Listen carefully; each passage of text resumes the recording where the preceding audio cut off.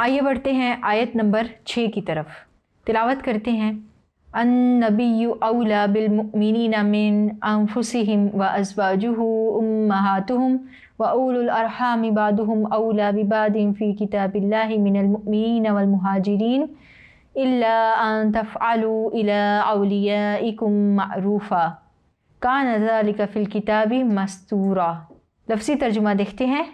अन्नबिय्यु नबी सल्लल्लाहु अलैहि वसल्लम से, औला ज़्यादा लगाव है, बिलमुमिनीना मोमिनों को, मिन से, अनफुसिहिम जानो अपनी, व और, अज़वाजुहु उनकी अज़वाजे मुतहरात, उम्महातुहुम माएँ हैं उनकी, व और, उलुल अरहामी कराबत वाले, बादुहुम बाज़ उनके, औला नज़दीक तर हैं, बिबाज़िन बाज़ों से, फ़ी बीच या में, किताबी किताब अल्लाह की, मिन से, अलमुमिनीना ईमान वाले, व और, अलमुहाजिरीना हिजरत करने वाले, इल्ला मगर, अन ये के, तफ़अलू तुम करो, इला तरफ, औलियाइकुम दोस्तों अपने की, मारूफ़ा एहसान, काना है, ज़ालिका ये, फ़ी बीच, अलकिताबी किताब के, मस्तूरा लिखा हुआ। बामुहावरा तर्जुमा देखते हैं। पैगंबर सल्लल्लाहु अलैहि वसल्लम मोमिनों पर उनकी जानों से भी ज़्यादा हक़ रखते हैं और पैगंबर सल्लल्लाहु अलैहि वसल्लम की बीवियां उनकी माएँ हैं और रिश्तेदार आपस में किताब अल्लाह की रूह से मुसलमानों और मुहाजिरों से एक दूसरे के तरके के ज़्यादा हक़दार हैं, मगर ये कि तुम अपने दोस्तों से एहसान करना चाहो। ये हुक्म किताब यानी कुरान मजीद में लिख दिया गया है।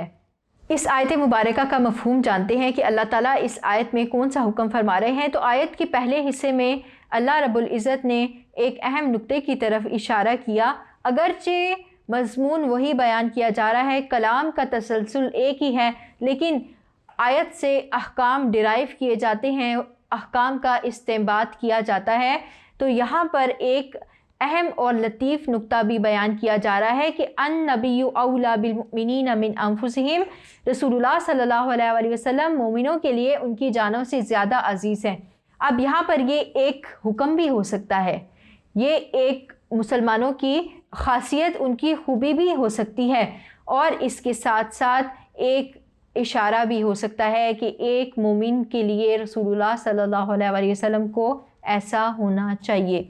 और फिर इसके साथ ये फरमाया कि रसूलुल्लाह सल्लल्लाहु अलैहि वसल्लम की अज़वाजे मुतहरात मुसलमानों की माएँ हैं, यानी निकाह का मामला अगर हो तो उस मामले में जैसे हम अपनी माँ से निकाह नहीं कर सकते, हम कोई ताल्लुक़ उससे कायम नहीं कर सकते, इसी तरह रसूलुल्लाह सल्लल्लाहु अलैहि वसल्लम के बाद उनकी अज़वाज के साथ कोई मर्द निकाह नहीं कर सकता। हाँ, जो बाकी अहकाम हैं मसलन पर्दे का, वरासत का और दीगर तमाम मामलात में वैसा ही रवैया रखा जाएगा, लेकिन बिलखसूस निकाह के मामले में वो हमारे लिए यानी मर्दों के लिए उनकी माओं के मिसल हैं। फिर इसके साथ साथ इसी आयत में ये फरमाया गया है कि बिलाशुबा रसूलुल्लाह सल्लल्लाहु अलैहि वसल्लम और आप सल्लल्लाहु अलैहि वसल्लम की अज़वाज मोमिनीन के लिए अज़ीज़ तर हैं कि रसूलुल्लाह सल्लल्लाहु अलैहि वसल्लम मोमिनों पर उनकी जान से ज़्यादा हक़ रखते हैं और इसके साथ साथ जो उनकी अज़वाज हैं वो मुसलमान मर्दों की माएँ हैं।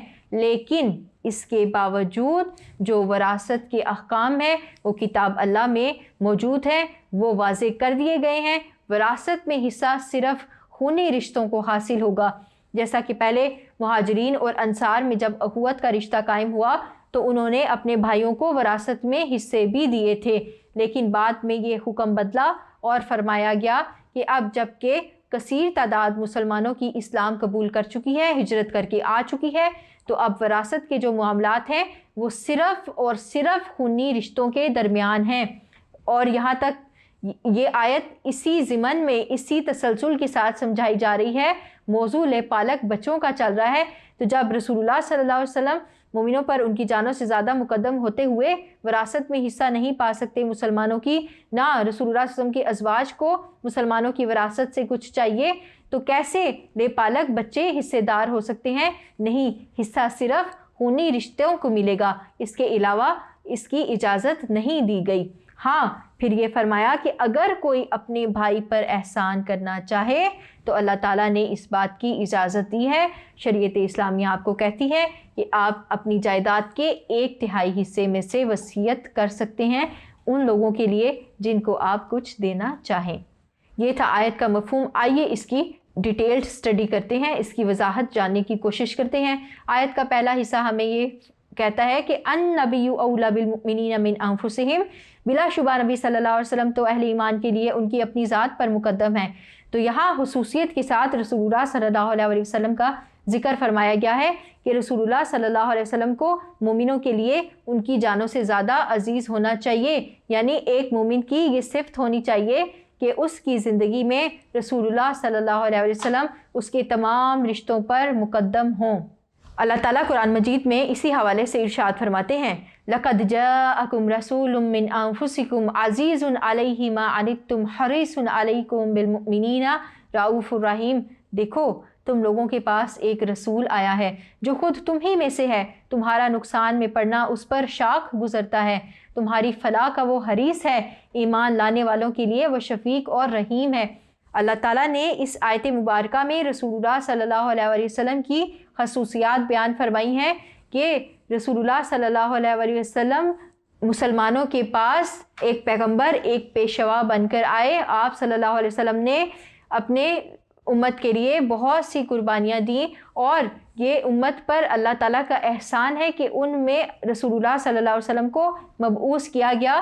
اور وہ کیسے نبی ہیں کہ اپنی امت کا کسی مشکل میں پڑنا ان پر شاق گزرتا ہے، ان کو برا لگتا ہے، ان کے لیے یہ تکلیف دہ بات ہوتی ہے کہ ان کی امت کسی مشکل کا شکار ہو جائے۔ اور رسول اللہ صلی اللہ علیہ وسلم راتوں کو اٹھ کر اپنی امت کے لیے مغفرت کی دعائیں مانگا کرتے تھے، ہدایت کی دعائیں مانگا کرتے تھے۔ تو وہ ہمارے ایمان کے حریص ہیں، یعنی وہ چاہتے ہیں کہ ہم ایمان لے آئیں، ہم سیدھے راستے پر گامزن ہو جائیں۔ تو یہاں پر رسول اللہ صلی اللہ علیہ وسلم کی یہ خاص خصوصیات ذکر کی گئی کہ اس بنا پر مومنین کو چاہیے کہ وہ رسول اللہ صلی اللہ علیہ وسلم کو اپنی جانوں پر سب سے زیادہ مقدم سمجھیں۔ اس کے ساتھ ساتھ خود رسول اللہ صلی اللہ علیہ وسلم کی ایک حدیث مبارکہ ہے لا یؤمن احدکم حتی اکون احب الیہ من ولدہ ووالدہ والناس اجمعین، تم میں سے کوئی شخص اس وقت تک کامل مومن نہیں ہو سکتا جب تک کہ میں اس کے نزدیک اس کے باپ، اس کی اولاد اور تمام لوگوں سے بڑھ کر محبوب اور عزیز نہ ہو جاؤں۔ لہٰذا اس آیت کی روح سے ہمیں یہ سمجھایا جا رہا ہے، آپ کے سامنے ایک آیت کا حوالہ پیش کر دیا، ایک حدیث کا حوالہ پیش کر دیا، اس کے علاوہ بہت سی آیات اور احادیث ہے جو کہ ہمیں اطاعت رسول اور محبت رسول سکھاتی ہیں۔ یہاں پر ان سب کا احاطہ کرنا، ان سب کو جمع کرنا مشکل ہے۔ یہاں پر آپ کے لیے مختصراً یہ بتا دینا کافی ہے کہ ایک مسلمان کے ایمان کا تقاضا ہے کہ وہ رسول اللہ صلی اللہ علیہ وسلم کو اپنے تمام رشتوں پر، یہاں تک کہ اپنی ذات پر بھی مقدم سمجھے۔ ایک شعر آپ کے سامنے پیش کرتی ہوں، غلامی رسول میں موت بھی قبول ہے، جو ہو نہ عشق مصطفیٰ تو زندگی فضول ہے۔ علامہ اقبال نے مزید فرمایا تھا کہ کی محمد سے وفا تو نے تو ہم تیرے ہیں، یہ جہاں چیز ہے کیا لوح و قلم تیرے ہیں۔ تو اس آیت مبارکہ میں ہمیں یہ بات بھی سکھائی جا رہی ہے کہ ہم اپنی جانوں پر رسول اللہ صلی اللہ علیہ وسلم کو مقدم سمجھیں، کیونکہ ان کے ہم پر بہت سارے احسانات ہیں، یہ دین ہم تک ان کے ذریعے پہنچا۔ رسول اللہ صلی اللہ علیہ وسلم نے کتنی آزمائشیں، کتنی مصیبتیں جھیل کر یہ دین ہم تک پہنچایا ہے۔ تو کیا یہ ان کی محبت کا تقاضا نہیں ہے؟ کیا یہ ہم سے ڈیمانڈ نہیں کی جاتی کہ ہم اب رسول اللہ صلی اللہ علیہ وسلم سے سب سے بڑھ کر محبت کریں؟ آیت کے اگلے حصے کی طرف بڑھتے ہیں۔ اگلا حصہ ہے وَأَزْوَاجُهُ أُمَّهَاتُهُمْ، اور نبی صلی اللہ علیہ وسلم کی بیویاں ان کی مائیں ہیں۔ تو اس آیت مبارکہ میں رسول اللہ صلی اللہ علیہ وسلم کی ازواج کے ساتھ نکاح کی حرمت آئی ہے، یعنی رسول اللہ صلی اللہ علیہ وسلم کی زندگی میں بھی اور رسول اللہ صلی اللہ علیہ وسلم کی زندگی کے بعد بھی اب ازواج مطہرات کے ساتھ کوئی مرد نکاح نہیں کر سکتا، بلکہ ازواج مطہرات رضوان اللہ علیہم اجمعین مومنین کے لیے ان کی ماؤں کے مثل ہیں۔ جس طرح ماؤں کے ساتھ نکاح نہیں ہو سکتا، ایسے ہی رسول اللہ صلی اللہ علیہ وسلم کی ازواج مطہرات کے ساتھ نہیں ہو سکتا۔ باقی دیگر معاملات پردے وغیرہ کے اپنی جگہ پر قائم ہیں۔ آیت کا پھر اگلا حصہ ہے وَأُولُو الْأَرْحَامِ بَعْضُهُمْ أَوْلَىٰ بِبَعْضٍ، یعنی رشتہ دار ایک دوسرے کے زیادہ حقدار ہیں۔ تو اس آیت میں وراثت کے احکام بیان کیے جا رہے ہیں کہ وراثت کے معاملے میں خونی رشتوں کو मुकद्दम रखा जाएगा। अब यहाँ पर इस आयत में जो मजमून पेश किया गया तो यहाँ पर तमहीद बांधी गई है कि नबी सल्लल्लाहु अलैहि वसल्लम मोमिना पर उनकी जानों से ज़्यादा मुकद्दम है, फिर उनकी बीवियाँ, उनकी अज़वाज मुतहरात मोमिनीन की माएँ हैं। तो यहाँ पर जब रसूलुल्लाह सल्लल्लाहु अलैहि वसल्लम एक मोमिन के लिए उसकी जान पर भी मुकद्दम है, तो क्या मोमिन उनके लिए वरासत में से हिस्सा नहीं निकालेगा? नहीं। क्या उनकी अज़वाज के लिए जो उसकी माएँ हैं उनके लिए नहीं निकालेगा? नहीं निकालेगा। क्यों? क्योंकि किताब अल्लाह में वरासत के अहकाम बयान कर दिए गए हैं जिनका ताल्लुक़ सिर्फ़ और सिर्फ खूनी रिश्तों के साथ है। यानी बाप की वरासत में कौन हिस्सेदार है, कौन उसका वारिस बनता है? उसकी औलाद, उसके वालिदैन, उसकी बहन भाई और उसके बच्चे, उसकी बीवी वगैरह। तो यहाँ पर कोई बाहर का बंदा एक आदमी की वरासत में शामिल नहीं है। इसी तरह लेपालक बच्चे भी आपकी वरासत में हिस्सेदार नहीं हो सकते। अल्लाह ताला ने किताब में, कुरान मजीद में ये अहकाम लिख दिए हैं कि खूनी रिश्तों को सिर्फ वरासत मिलेगी। जैसा कि मुहाजिरीन मदीना और अंसार के दरमियान जब अखुवत का रिश्ता कायम हुआ तो उस वक्त वो आपस में इस तरह से अपनी चीज़ों को तकसीम कर लिया करते थे, वरासत में हिस्सा दे दिया करते थे अपने भाई को। लेकिन अब वो हुक्म मनसूख हो चुका है, अब वो हुक्म सिर्फ़ और सिर्फ खूनी रिश्तों के साथ है। लेकिन इसके साथ साथ एक बात की वजाहत भी कर दी गई। आयत के आखिरी हिस्से में ये फरमाया गया कि अगर कोई मोमिन भाई अपने भाई के साथ एहसान का मामला करना चाहे तो वो 1/3 हिस्से में से वसीयत कर सकता है। क्योंकि आप खुद इस बात का अंदाज़ा लगाएं कि अगर किसी शख्स के बच्चे गरीब हैं और वो कोई थोड़ी बहुत जायदाद छोड़कर मरता है तो उनके बच्चों को वो हिस्सा मिलना चाहिए, ना कि कोई और आकर उसमें पार्टनर बन जाए। अब एक बड़ा हिस्सा एक शख्स के बच्चों के लिए, उसके वारिसों के लिए मुख्तस कर दिया, तो यहाँ पर यह बयान फरमा दिया कि 1/3 हिस्सा आप किसी के लिए भी अपनी मर्ज़ी के मुताबिक वसीयत कर सकते हैं कि मेरी जायदाद के इतने हिस्से में से मेरे ले पालक बच्चे को दे दिया जाए या किसी यतीम को दे दिया जाए, या आप किसी भी मामले में उसकी वसीयत कर सकते हैं। इसकी अल्लाह आपको इजाज़त देता है। ये थी इस आयत की तफसीर, तशरीह और तौज़ीह। उम्मीद करती हूँ आपको समझ आई है। आइए बढ़ते हैं अगली आयत की तरफ।